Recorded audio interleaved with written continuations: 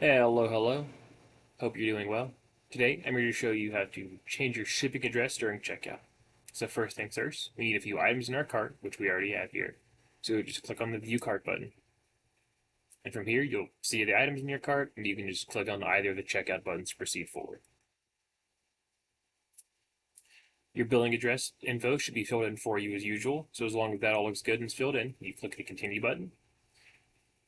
Your shipping address info should also be filled in for you with the corresponding shipping address you selected when you logged in.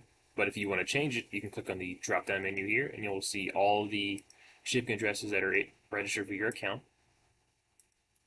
If you have permission, you can click on the ship to a different address button here and fill in all the information.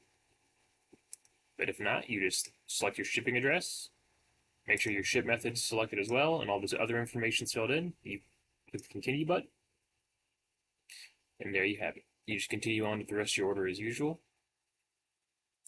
And I hope this helps. You enjoy the rest of your day.